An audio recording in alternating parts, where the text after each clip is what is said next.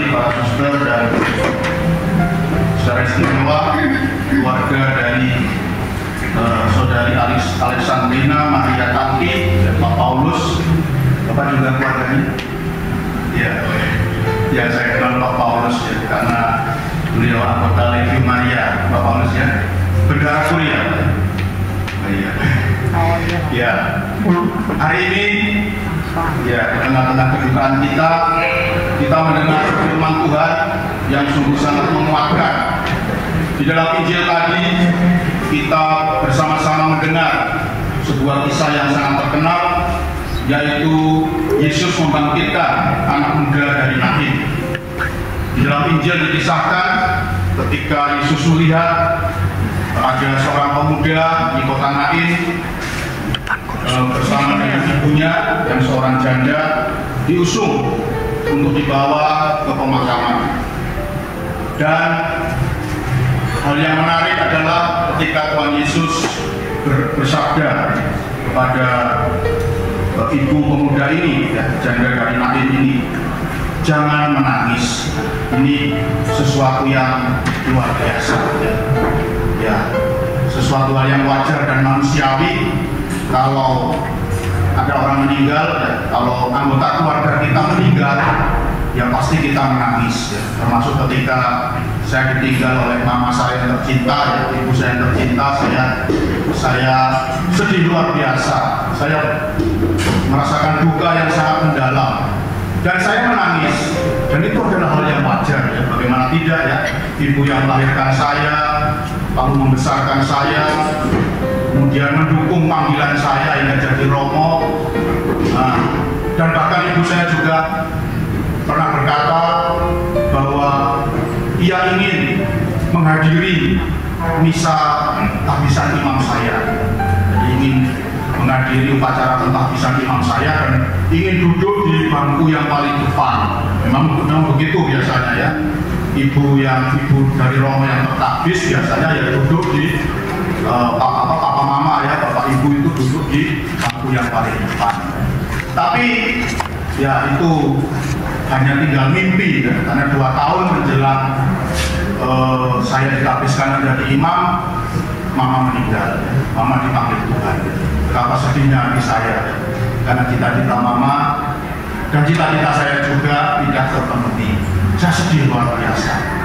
Tetapi hari ini Tuhan Yesus bersabda kepada janda dari Nain ini, jangan menangis. Ini luar biasa.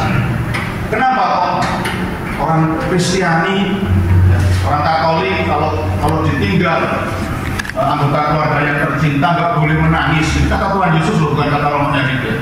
Kata Tuhan Yesus ini, jangan menangis. Kedengarannya lucu ya, orang ditinggal pergi orang yang dicintai kok jangan menangis. So, gimana ini Tuhan Yesus ini? Tapi memang iman kita ya seperti itu, luar biasa ya. Mengapa kita kok nggak boleh menangis? Karena dalam iman Kristiani kematian itu, nanti dalam refleksi juga dikatakan ya, bahwa kematian itu bukanlah bencana. Kematian itu bukanlah kiamat. Kematian itu bukanlah akhir dari segala-galanya. Kematian itu bagi kita orang Kristiani hanyalah sebuah tahap perpindahan, tahap perpindahan dari alam yang fana ini menuju alam yang kekal, yang lebih membahagiakan, yaitu surga. Jadi seperti saudari kita yang tercinta Alexandrina Maria Tanti ini, ya malam hari ini dia akan memulai perjalanannya meninggalkan dunia yang fana ini, ya, yang tidak enak ini, menuju alam surgawi yang lebih membahagiakan. Ya. Dalam 1 Korintus bab 15 ayat 40 ya, melalui Santo Paulus Tuhan bersabda bahwa setiap pengikut Kristus yang meninggal atau yang mati, maka dia akan diberi tubuh yang baru yang disebut dengan tubuh surgawi. Jadi tubuh yang fana ini, tubuh jasmani yang rapuh dan lemah ini akan ditukar oleh Allah dengan tubuh surgawi yang sempurna. yang memang tidak bisa kita lihat ya, karena kelemahan manusiawi kita. Tapi tubuh ini akan diganti dengan tubuh yang baru, tubuh yang akan kita gunakan di dalam surga, tubuh yang maha sempurna, tubuh yang sempurna ya. Jadi tidak perlu lagi, nah justru kalau kita mati, kalau kita mendapatkan tubuh surgawi ini, kita tidak perlu lagi pergi ke prodia, ya, ke laboratorium itu, ya, mengalami serbu serba 200, ya, kolesterol 200, tensi 200, gula darah 200, nggak perlu. Karena tubuh surgawi itu tubuh yang sempurna, bebas dari segala kelemahan, bebas dari segala penyakit. Nah kalau mendengarkan pewartaan ini, terus terang saya kok jadi kepingin cepet-cepet gitu. Ya karena ya ini pakai kacamata ya, kacamata makin lama makin tebel ya, makin tua makin kabur mata saya. Ya. Belum lagi setiap tahun oleh seksi kesehatan paroki diwajibkan pergi ke laboratorium, ya, terus selalu sport jantung saya, karena gula darah saya lumayan tinggi, karena kebanyakan cukyok gitu.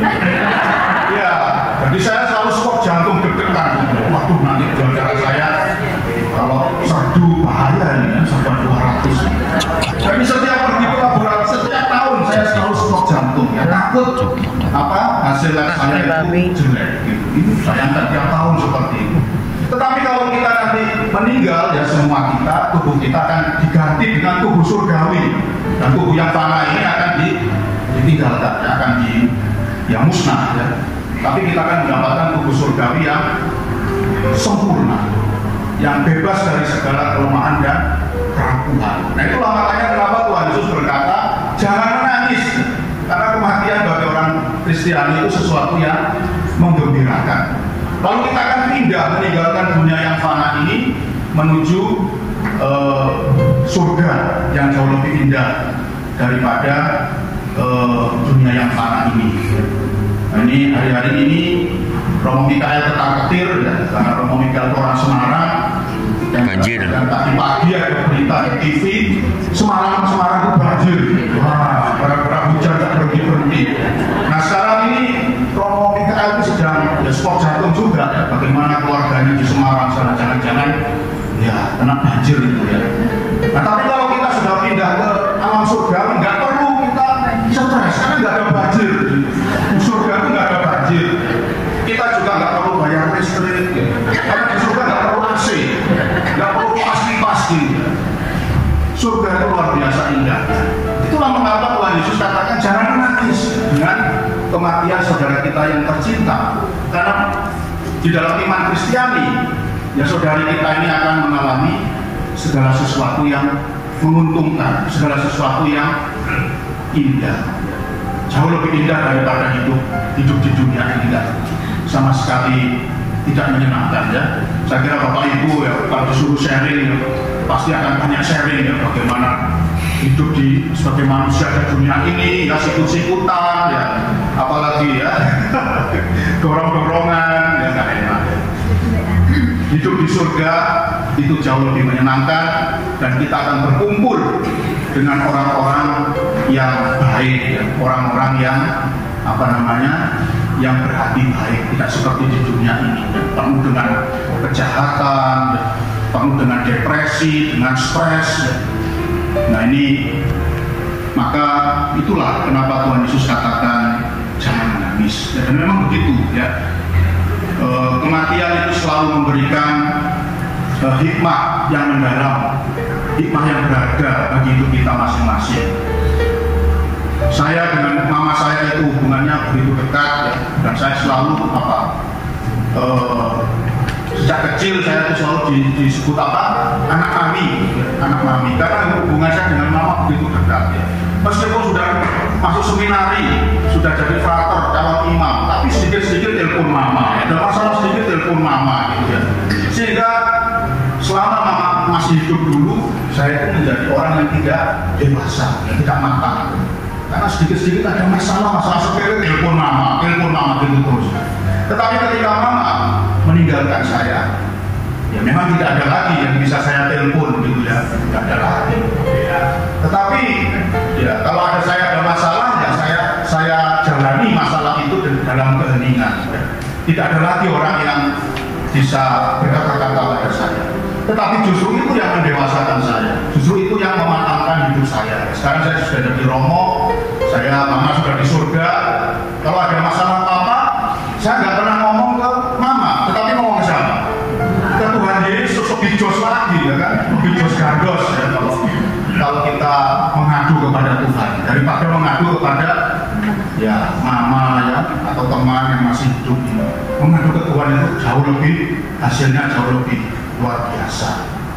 Dan juga mengapa Tuhan Yesus mengatakan jangan menangis, ya karena di dalam 1 Tesalonika bab 14, 1 Tesalonika bab 4 ayat 14, melalui Santo Paulus Tuhan bersabda bahwa semua para pengikut Kristus suatu hari nanti akan dikumpulkan, akan dipertemukan kembali, dan Yesus menjadi pemimpinnya, Yesus menjadi rajanya. Maka kepada Pak Paulus ya, saya bisa menyadari, saya bisa memaklumi kalau malam hari ini Pak Paulus sangat bersedih ya. Apalagi saya tahu ya ceritanya ya, waktu pandemi ditinggal istri tercinta ya, pukulannya luar biasa ya. Lalu beberapa bulan yang lalu ditinggal papa mertua gitu, yang hidup satu rumah ya. Lalu hari ini kemarin ya ditinggal oleh Kati, adik yang tercinta. Jadi sebenarnya Pak Paulus ini yang melalui kematian-kematian ini ya, kematian-kematian orang tercinta, sebenarnya kalau menurut saya ya, pelan-pelan Pak Paulus ini dibentuk oleh Tuhan menjadi orang yang luar biasa. Saya bisa merasakan betapa sedihnya ya, betapa berbunganya Pak Paulus. Habis istri, lalu papa mertua ya, semuanya hidup satu rumah ya. Istri, papa mertua, lalu sekarang adiknya Tanti pergi dalam waktu yang sangat berdekatan ya. Dan ini pasti sungguh sangat berat bagi Pak Paulus. Tapi kita lihat ya, Pak Paulus demikian tegar gitu ya. Ya, masih bisa tersenyum kepada saya, luar biasa ya. Dan inilah ya hasil didikan Tuhan, hasil latihan dari Tuhan melalui kematian ini.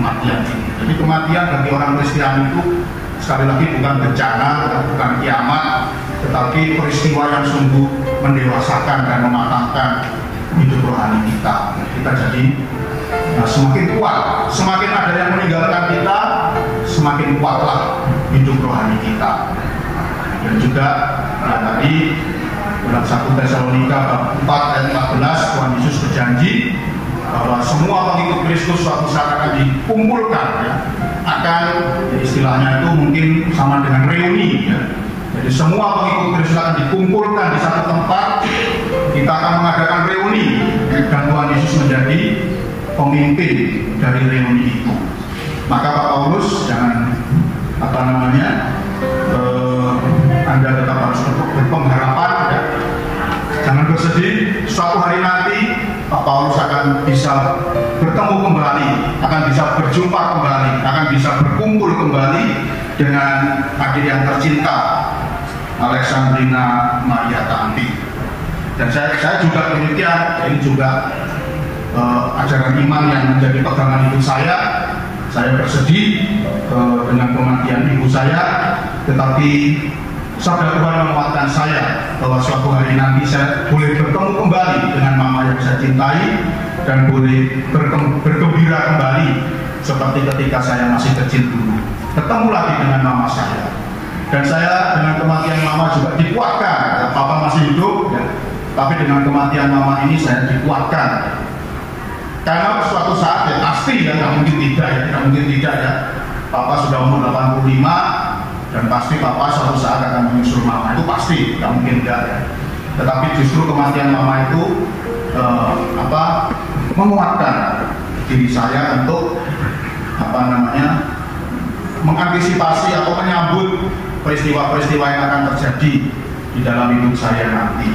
Demikian pula dengan Pak Paulus, jangan menangis, percayalah Pak Paulus nanti akan berjumpa kembali dengan saudari kita yang tercinta, adinda yang tercinta Alexandrina Maria Tanti, dan boleh bersukacita kembali seperti sedia kala, seperti ketika Pak Paulus hidup bersama dengan Tanti.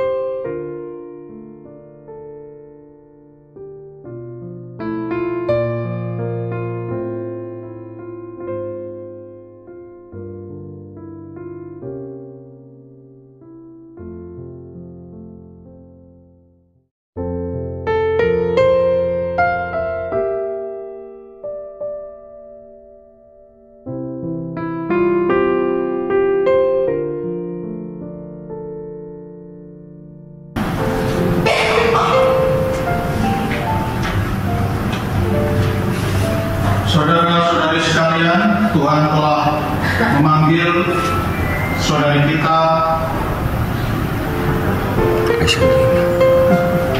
Alexandrina Maria Tanti. Hidup dan pengabdiannya di dunia telah dianggap cukup oleh Tuhan. Dalam perayaan ini kita hendak meneguhkan kembali iman, kepercayaan, dan pengharapan kita. Sebab Tuhan Yesus bersabda, "Akulah kebangkitan dan hidup. Barang siapa percaya kepadaku, ia akan hidup walaupun ia sudah mati. Dan setiap orang yang hidup dan percaya kepadaku tidak akan mati selama-lamanya." Marilah dengan peran sabda Tuhan ini kita hantar saudari kita Alexandrina Maria Tanti kepada Bapa. Kita berdoa agar ia diikutsertakan dan disatukan dengan kebangkitan Kristus dalam kemuliaannya. Air suci yang dipercikan sebagai pemenangan akan janji baptis yang pernah diucapkan dan dihidupi oleh saudari kita ini.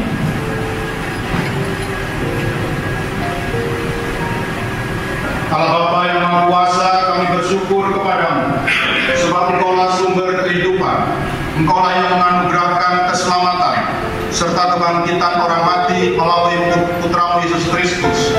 Hamba-Mu, Alexandrina Maria Tanti, telah Kau panggil menghadap-Mu. Kami mohon utuslah Roh Kudus-Mu untuk memberkati hamba-Mu ini. Kuduskanlah jenazahnya agar dibersihkan dari segala dosa dan hukuman. Semoga ia layak masuk dalam kerajaan-Mu yang abadi, serta boleh bersama semua orang kudus memuliakan Dikau selama-lamanya di sorga. Dengan pengantaran Kristus Tuhan kami.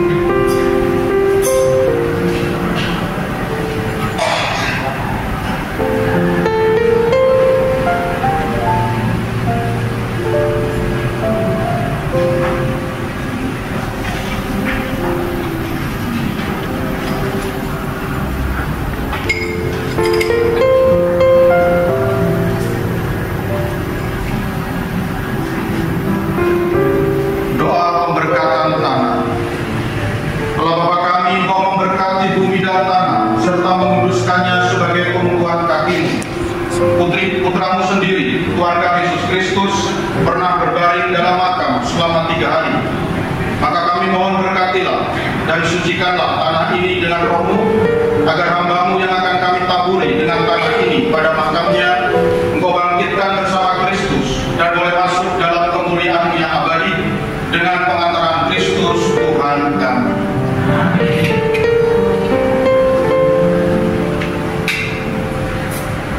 Pemberkatan bunga. Ya Bapa, keindahan dan keharuman bunga melambangkan kemuliaan dan keharuman nama-Mu. Maka kami mohon berkatilah bunga-bunga ini yang akan kami taburkan pada makam hamba-Mu yang telah Kau panggil. Semoga taburan bunga ini dan keharumannya menghadirkan kemuliaan-Mu yang memenuhi bumi dan hamba-Mu ini dengan pengantaran Kristus Tuhan kami.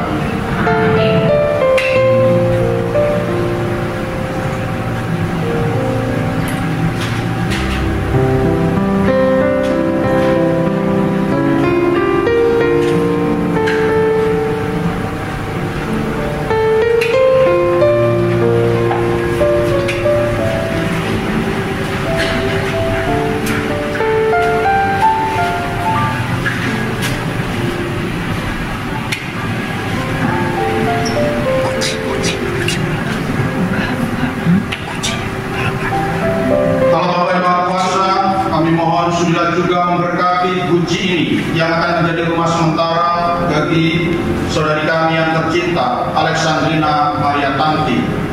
Berkatilah Guci ini, semoga menjadi tempat tinggal yang nyaman sebelum saudari kami yang terkasih ini engkau antar, engkau jemput menuju kerajaan yang abadi.